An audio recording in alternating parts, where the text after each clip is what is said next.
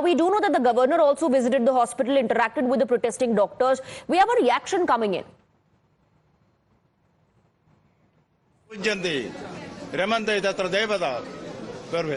Women are honored. There the gods rejoice. But is it what is happening in contemporary Bengal?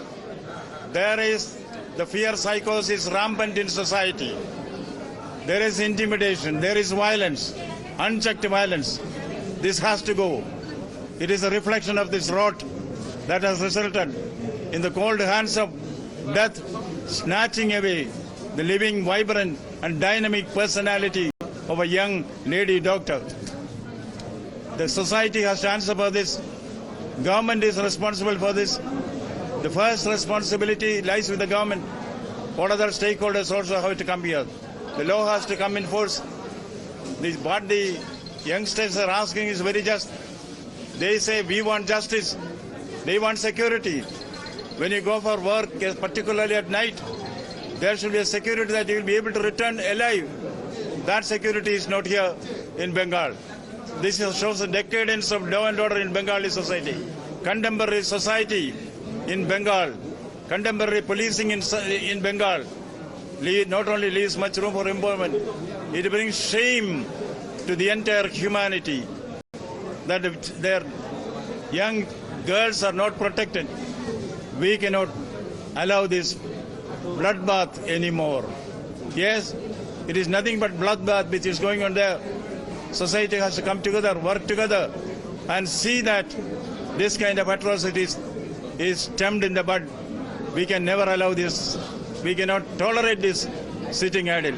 Now, some facts which I would like to present before you. I would request the youngsters, what is their demand? Their demand is very simple. Let them themselves say. See, they are the youngsters. They are the promises of the future. They are the doctors. Let us hear to them. Their voice is to be heard. Their voice is what matters in the contemporary context. Let them speak for themselves. Our demand is very specific. Our demand The governor, they're interacting with the media, saying fear psychosis is rampant, violence and intimidation is happening. The society has to answer. Government should answer because the first responsibility lies with the government. In fact, the governor has justified demands of the protesters. He says there's no security in Bengal. We have Shreya joining us. The governor, they're making big, bold statements saying no guarantee of security, no guarantee of safe return home after a day at work in Bengal. He went on to the extent of saying there's bloodbath happening and such atrocities need to be nipped in bud, Shreya.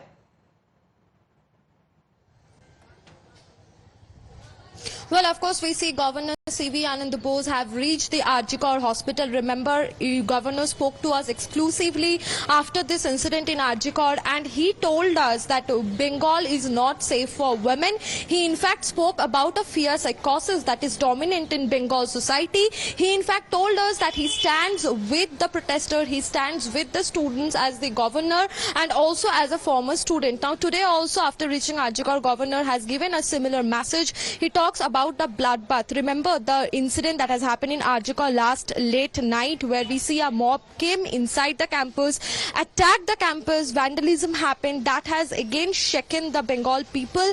And of course, we see now Governor C.V. Anand Bose makes bold statement, says that Bengal is not safe for women and there is a bloodbath. Not only that, Governor also extends his full support to that of the protesters and the students. He says that they will get justice. He heard the students, he communicated with the students, and obviously Governor gave the message that he stands tall with all the protesting students.